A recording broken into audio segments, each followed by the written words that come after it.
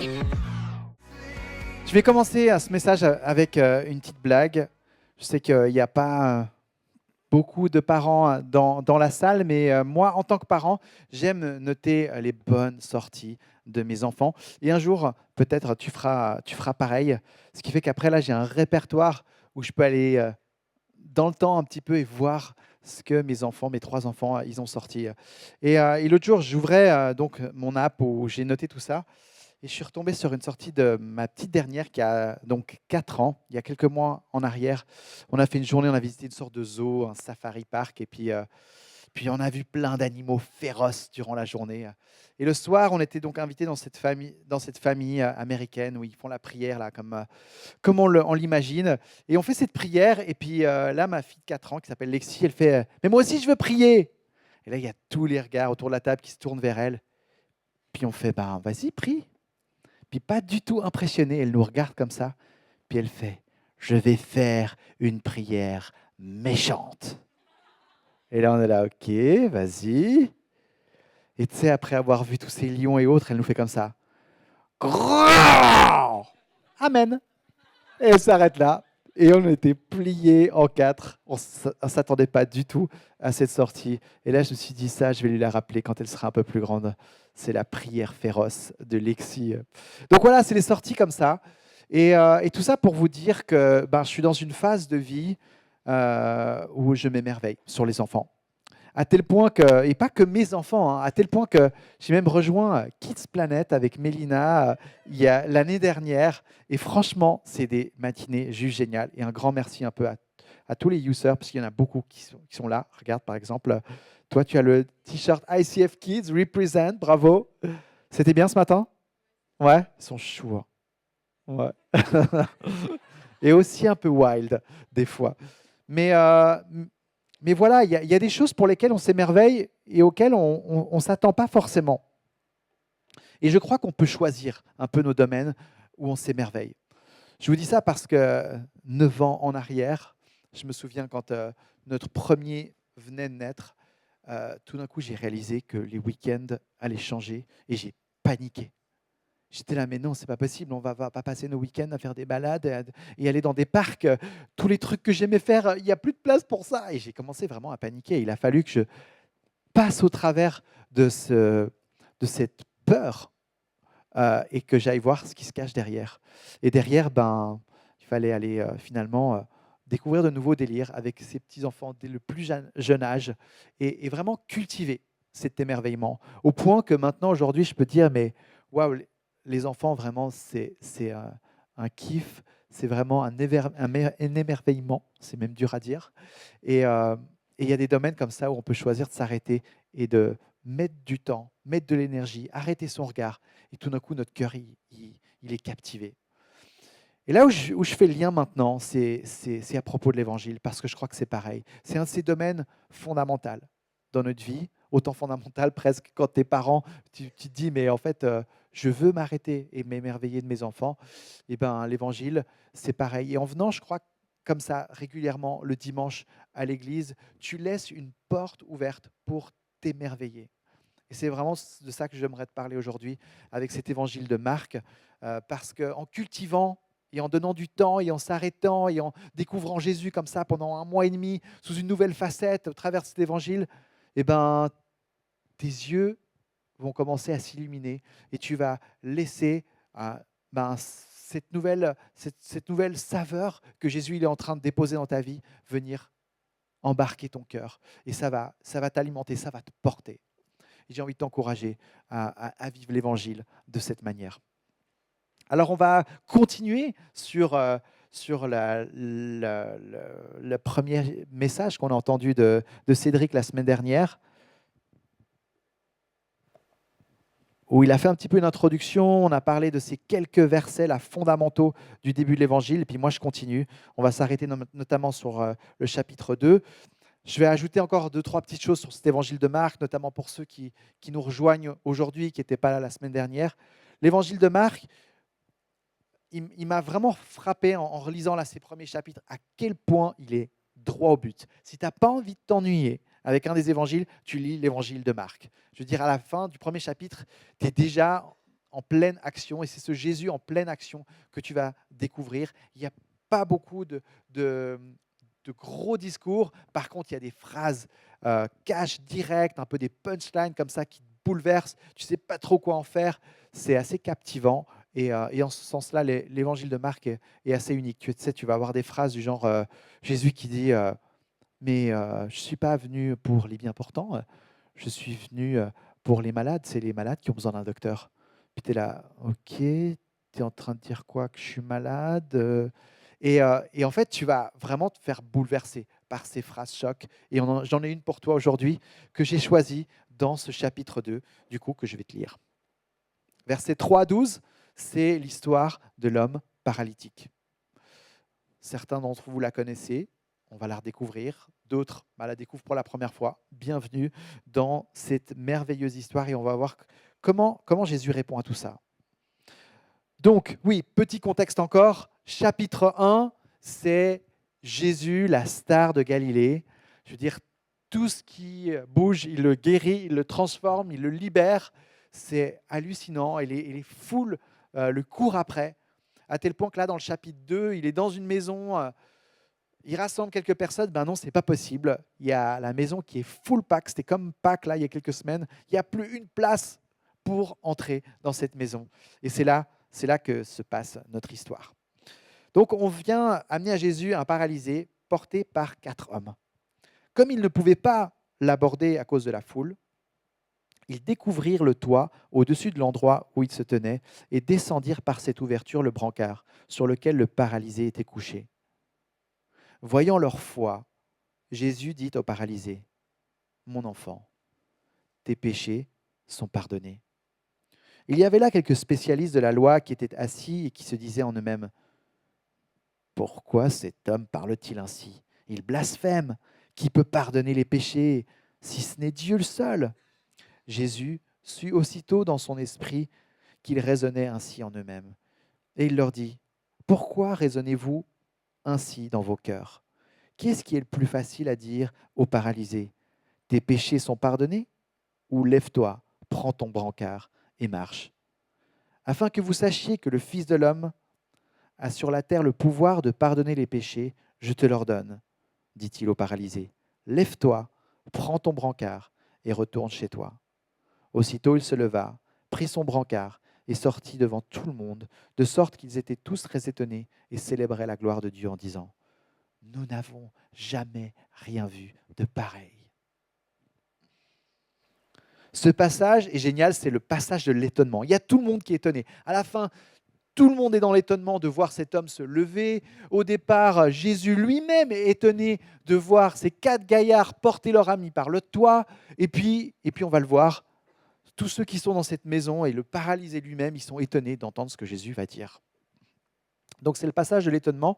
Et moi, j'ai envie de m'arrêter un peu quelques instants d'abord sur ces 4 amis. Est-ce que ce n'est pas 4 amis comme ça qu'on peut finalement avoir dans l'Église?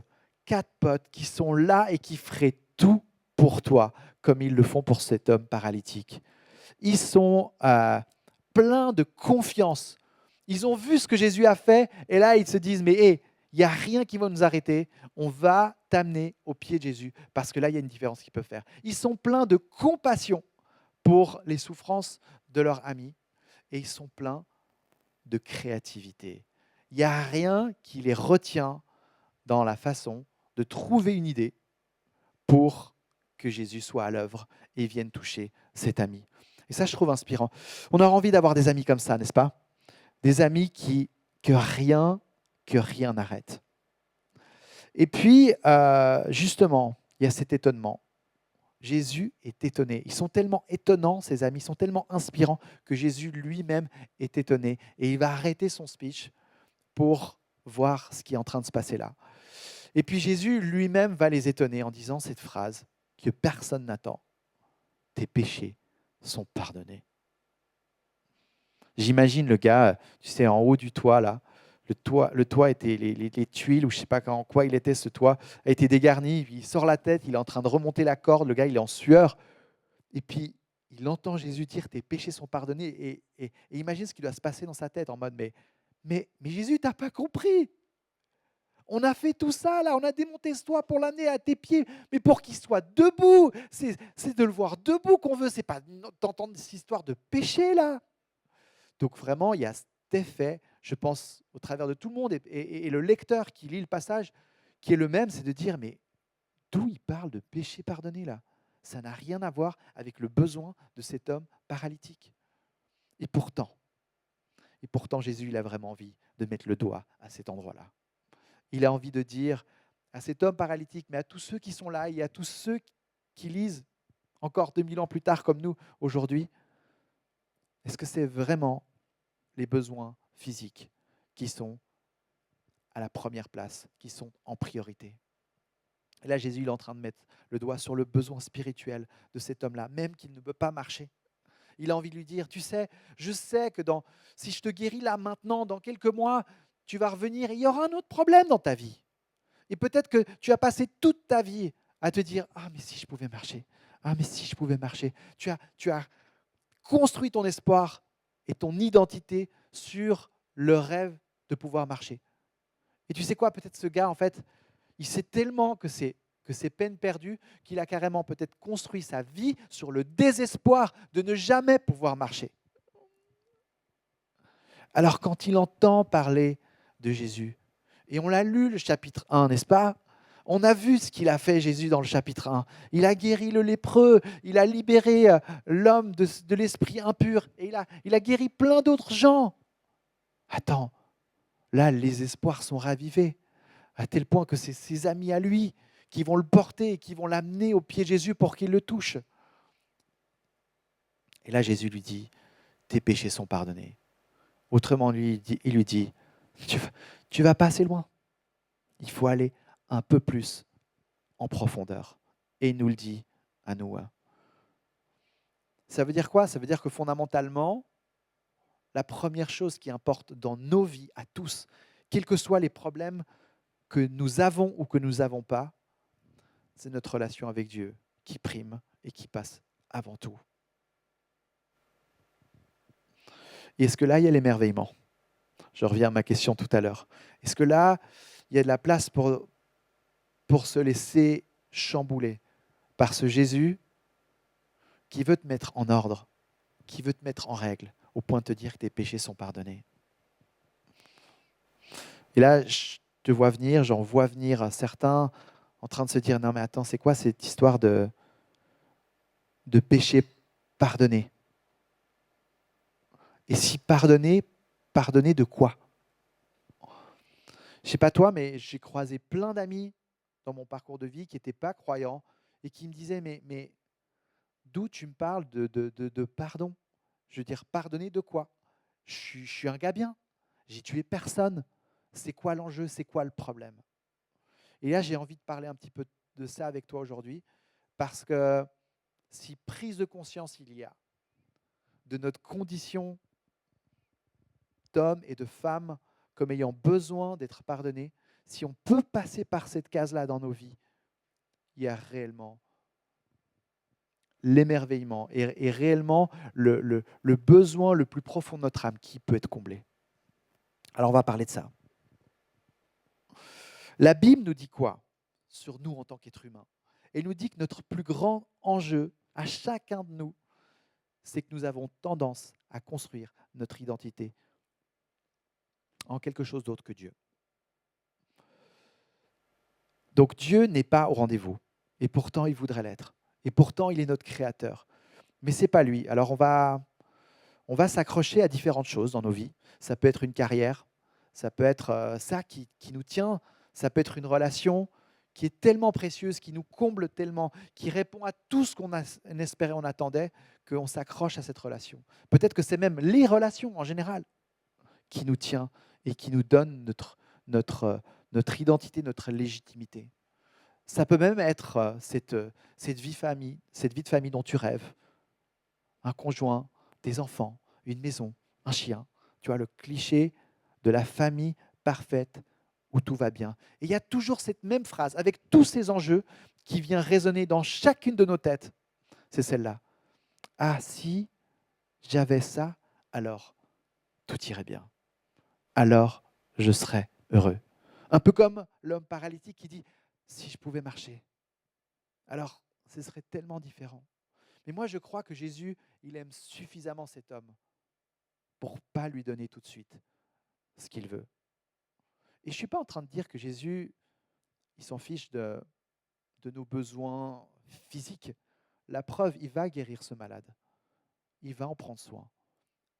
Il vient dire par là, le corps compte, ta santé, elle compte. Mais il y a quelque chose de plus important. Mais il y a un enjeu de priorité. Et est-ce que tu arrives à le voir? Est-ce que tu arrives à voir que finalement l'histoire de l'humanité se répète? Que chaque personne qui a finalement trouvé ce qu'elle voulait absolument plus que toute autre chose, eh ben, elle s'est retrouvée à la fin pas si remplie que ça, voire même plus vide encore, voire plus frustrée encore. Et on tourne en rond. Et peut-être que oui, l'histoire nous raconte d'autres histoires, d'autres parcours de vie. Mais tu n'es pas étonné de voir à quel point c'est souvent les mêmes enjeux qui nous tiennent, alors que les siècles y passent, alors que voilà, nos sociétés, soi-disant, elles évoluent, mais en fait, on est quand même tenu par les mêmes choses fondamentales. Et Jésus, il a envie d'être lui au centre. Pourquoi? Parce que c'est une histoire de sauveur, notre vie. On ne le dit pas comme ça, mais une carrière, une relation, c'est quelque chose qui va nous sauver, parce que sinon, si on n'a rien, si on construit sur rien, on fait quoi? Eh bien, on déprime. Je veux dire, ta vie construite sur rien, elle n'a pas de sens. Alors on va poser quelque chose dessous, on va poser un socle et pour pouvoir se tenir. Et Jésus, lui, il a envie d'être notre sauveur. Il a envie de nous dire, mais si tu m'as moi, alors tu seras comblé, alors tu seras épanoui, alors tu trouveras exactement ce que tu cherches de façon fondamentale. Et là, je le dis comme ça parce que peut-être dans l'Église, on le dit souvent comme ça, en une phrase.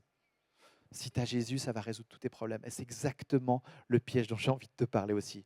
Parce qu'il y en a plein qui passent par la case Église en espérant que Jésus va régler tous leurs problèmes. Et en fait, Jésus, il n'est pas leur sauveur.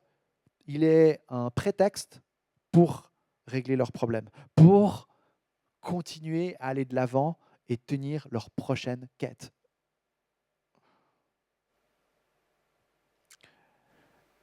Et dans l'Église, mon rêve et mon espoir, c'est que chacun d'entre nous, on puisse recevoir cette révélation que Jésus il a envie de faire avec nous. Et quand il dit « tes péchés sont pardonnés », c'est qu'il a réellement fait la place pour que rien ni personne ne puisse se mettre entre toi et lui, et qu'il puisse te prendre dans les bras, et qu'il puisse te permettre d'aller là où tu es appelé à être, à la source de toute chose, auprès du Créateur, celui qui t'aime et qui te connaît. Et là, moi je le dis avec toutes mes tripes parce que je le vis. Et là, la vie peut démarrer. Sur ce socle-là, sur ce Jésus qui prend sa place dans ta vie, la vie peut démarrer. Toutes choses peuvent se construire. Ça tient. Dans les évangiles, Jésus il dit, je suis le rocher sur lequel tu peux construire ta maison. Ça va tenir.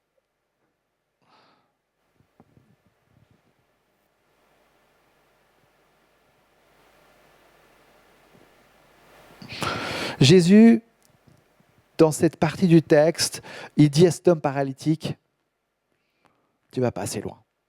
Il faut aller un peu plus en profondeur. Moi, ça me fait penser à ce coach, et on en rigolait il y a quelques jours en arrière avec quelques-uns de l'église, parce que quelqu'un est venu vers son coach en mode discipleship pour faire le point sur comment il allait dans sa vie. Et puis la personne qui l'écoute lui dit mais tu sais que tu es un bon leader. Puis le gars, il parle, il ventile. Ouais, mais tu sais, il y a ça, il y a ça. Puis il s'arrête vers lui, il le regarde dans les yeux et il lui dit non, mais tu es un bon leader. Et il continue à parler, à raconter tout ce qu'il vit, tous ses problèmes, tous ses enjeux. Et il le regarde encore une fois et lui dit tu es un bon leader. Et là, tout d'un coup, la phrase, elle vient juste percuter, mais vraiment dans son cœur, au plus profond de son cœur. Et le gars, il craque. Et il m'a dit ça comme ça. J'ai craqué, je suis tombé en larmes. Et j'ai senti qu'il y avait quelque chose à vivre à ce moment-là.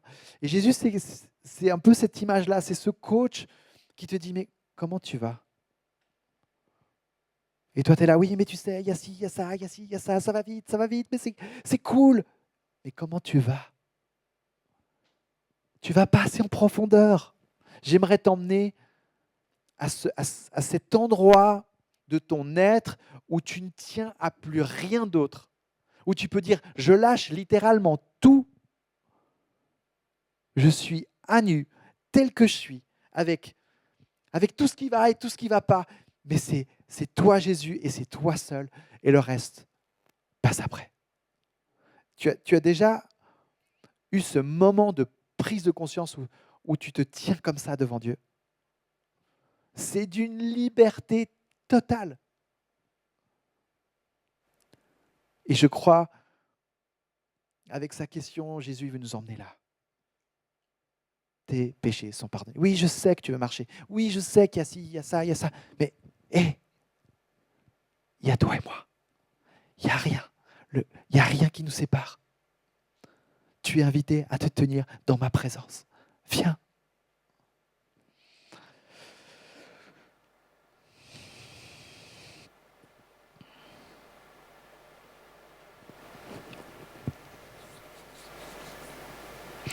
Je continue avec cette résistance que je comprends face au fait que, mais attends, pardonner de quoi? Je réfléchis juste un petit peu différemment là, pour faire avancer le message. Si Jésus est le Fils de Dieu, s'il est descendu sur terre un jour, il y a 2000 ans en arrière, comme on nous le dit, c'est pas pour faire une petite balade et voir comment c'était, quoi. Il avait une mission. Et dans l'évangile de Marc, c'est très clair. Il le répète à plusieurs reprises. On voit qu'il sait ce qu'il est venu faire. On sait où il va à Jérusalem, et il va répéter plusieurs fois à ses disciples qui comprennent que dalle, qu'il va mourir et qu'il va ressusciter le troisième jour, et qu'il est appelé à le faire. Et je trouve que de sentir ce sens du devoir de Jésus, on comprend par là que cette histoire de péché, parce que c'est finalement ça qui vient régler, c'est du coup pas une histoire de parole en l'air. C'est pas une histoire de... Que ce soit de petits péchés, de rien du tout, ou de petites erreurs que l'on peut faire, c'est pas ça qu'il est venu régler. Ou alors c'est pas juste ceux qui sont vraiment très méchants, dont il est venu un peu aider pour qu'ils puissent passer par la porte, soi-disant étroite. Non, il est venu résoudre et répondre aux problèmes de l'humanité tout entière. Et donc, si moi je réfléchis avec toi, en considérant à quel point Dieu a été prêt à faire un effort de fou pour venir accomplir cette mission, c'est qu'il y avait réellement, réellement quelque chose de grave qui se passait et qui nous barrait la route.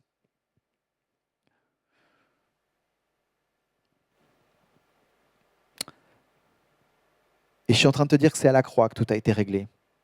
Et que c'est en voyant la croix que Jésus il a pu dire à cet homme, tes péchés ont été pardonnés. Jésus était déterminé dans sa mission. Et on comprend que Jésus, du coup, il est pas mort en martyr. Oh mince, oh, il croyait vraiment à sa cause, le pauvre. Dommage pour lui. Il est mort en sacrifice.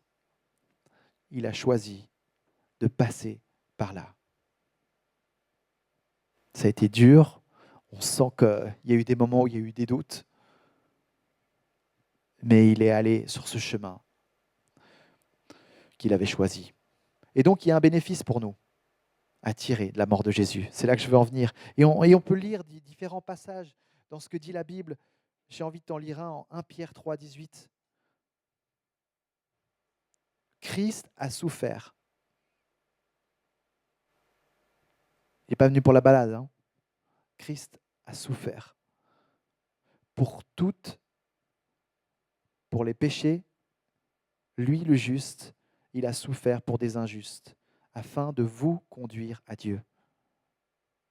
Il a souffert une mort humaine, mais il a été rendu à la vie par l'Esprit.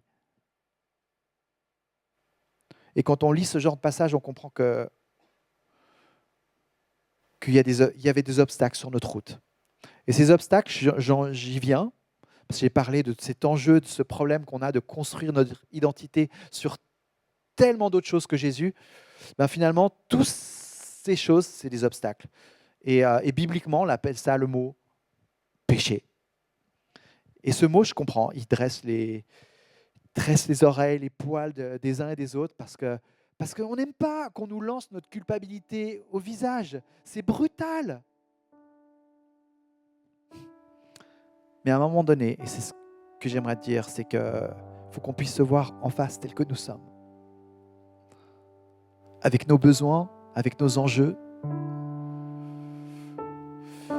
Et oui, ce mot péché, il résume plein de choses.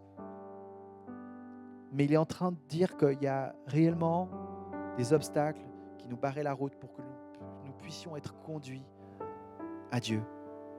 Et la mort de Jésus et sa résurrection a réglé ce problème.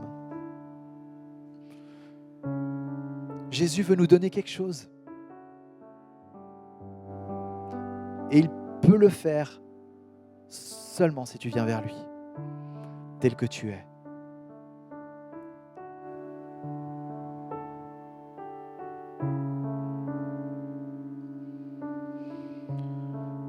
Jésus sur la croix, il y a le Romain qui rigole de lui, qui lui dit « Ah, tu ne peux pas te sauver. Tu as sauvé tous les autres, tu ne peux pas te sauver toi-même. » D'une certaine manière, c'est vrai. Il a choisi de ne pas se sauver, de ne pas échapper à son sort pour nous sauver, nous.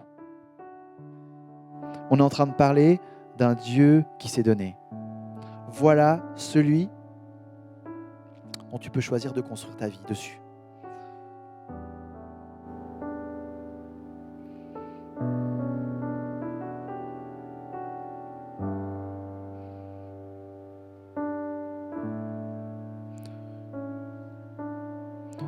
Pour voir la croix comme quelque chose qui a été fait pour nous, il faut qu'on puisse admettre et se regarder tel que nous sommes.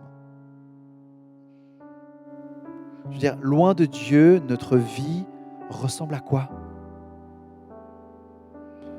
Tu regardes les séries en ce moment? Et en fait, toutes les intrigues, elles sont construites sur des mensonges, des trahisons. C'est ça qui fait le petit hype des aventures du prochain épisode que tu vas voir. C'est la réalité du cœur humain à l'état presque sauvage dans nos sociétés. Et c'est laid. Mais tellement de fois, je suis en train de regarder un épisode, je suis là, mais c'est tellement pas comme ça que j'ai envie de faire. Mais qu'est-ce qu'il fait? Mais pourquoi il fait ça? Mais non, mais dis-lui la vérité, mais ce serait tellement plus simple. Oui, à court terme, oui, mais à long terme, tu te flingues là, mon gars. T'as pas envie de dire ça des fois?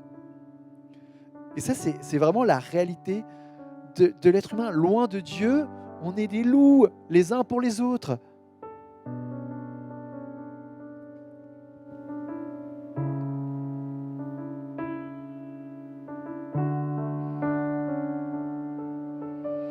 Et donc le fait d'entendre que nos péchés sont pardonnés, moi je crois que c'est véritablement une bonne nouvelle. Et peut-être que toi ça te fait réagir, peut-être que tu dis non mais je ne peux pas entendre ça. Et bien moi je crois que c'est la plus belle nouvelle qui peut nous être annoncée. Et j'ai envie de cultiver ça, j'ai envie de cultiver cet émerveillement-là. Je te parlais tout à l'heure qu'on peut choisir finalement les domaines dans lesquels on choisit de s'émerveiller. Et bien voilà, l'évangile c'en est un. Et moi je choisis toute ma vie de continuer à m'émerveiller. Je ne veux pas lâcher ça. Je sais qu'il y a la vie là. Et ça ne veut pas dire qu'il n'y a pas des moments où c'est difficile. Mais je m'accroche et je continue à me dire, mais là je creuse, là je creuse, là je le taille ce diamant. Là il y a vraiment un trésor. J'en viens à cette dernière question que Jésus pose Elle est subtile cette question. Il dit, mais alors, c'est quoi? C'est plus difficile de dire tes péchés sont pardonnés ou c'est plus difficile de dire vas-y, lève-toi, prends ton brancard et marche? Et je la trouve vraiment intéressante cette question parce que, je ne sais pas toi, mais moi je pourrais me dire, c'est plus facile de dire tes péchés sont pardonnés, je le dis, puis voilà, de toute façon ça n'a pas de sens. Par contre, relever un homme paralytique, non, ça je ne vois pas comment faire. Donc voilà, tu vois, première réaction, c'est un peu ça. Et en fait, Jésus, il joue là-dessus. Parce qu'il dit dans la fin de ce passage, si tu penses que c'est plus difficile de dire à un homme paralytique de se lever, je vais le faire. Pour te montrer en fait que c'est tout aussi difficile de dire tes péchés sont pardonnés. Il vient nous montrer à quel point en fait, dans cette phrase, tes péchés sont pardonnés, il y a tout le poids du monde qui est pesé. Jésus en disant ça, il voit la croix. Et il te dit, mais attends, tu connais l'histoire? Tu connais notre Dieu le Père? Voilà ce qu'il dit. Il dit, aucun péché ne sera impuni. Ok, d'accord. Donc ça veut dire quoi? Ça veut dire que même ceux qui sont pardonnés, quelque part, il y a un coût qui a été payé. Donc chaque erreur, chaque manquement à la cible coûte quelque chose. Et pour pouvoir dire tes péchés sont pardonnés, c'est déjà dire tous les péchés de l'humanité sont tournés contre moi, donc je suis Dieu. Et c'est pour ça qu'il parle de blasphème. Attends, le mec il se prend pour qui? Oui, nous en tant qu'êtres humains, on peut pardonner les péchés de ceux à qui ils nous ont fait du mal, mais pas au-delà, quoi. Jésus là, il vient, il prend sa place, il vient dire vraiment qui il est. Et il vient nous dire aussi,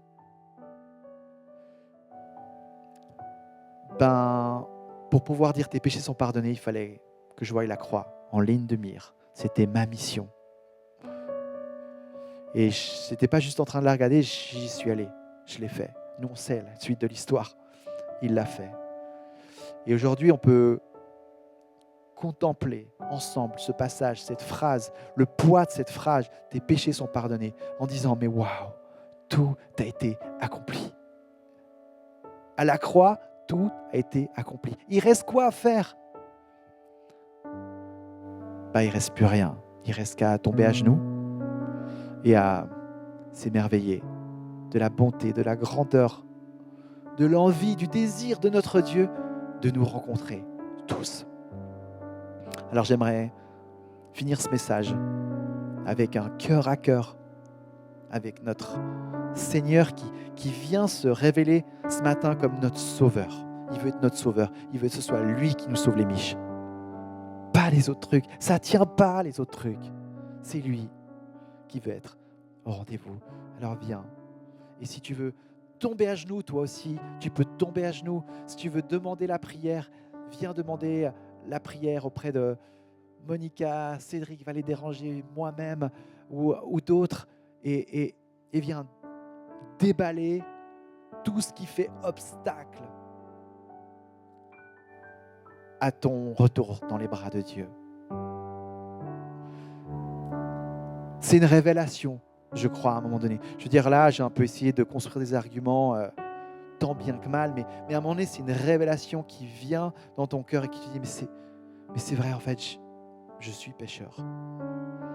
Et j'accepte ce pardon qui m'est donné en cadeau et je viens dans les bras de mon Dieu chercher tout ce dont j'ai besoin.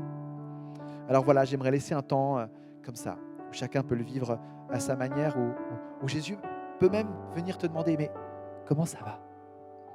Mais comment ça va? Mais comment ça va?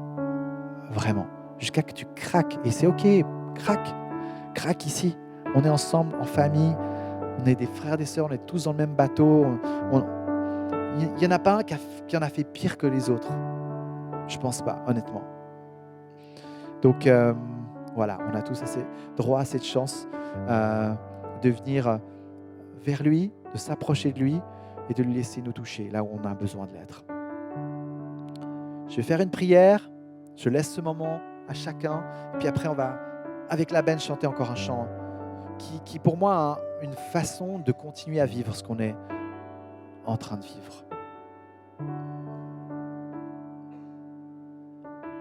Seigneur Jésus, on choisit de s'émerveiller à propos de qui tu es, à propos de la grandeur de ce que tu as fait, accompli pour nous. De cette phrase qui résonne au travers des siècles, qui nous rejoint aujourd'hui, tes péchés sont pardonnés, nos péchés sont pardonnés. Tu es en train de nous dire, c'est arrêtez-vous là avant tout le reste. Alors on s'arrête là ce matin et on tombe à genoux devant toi. Merci Seigneur. Merci Seigneur de nous rejoindre en fait là où on en a besoin.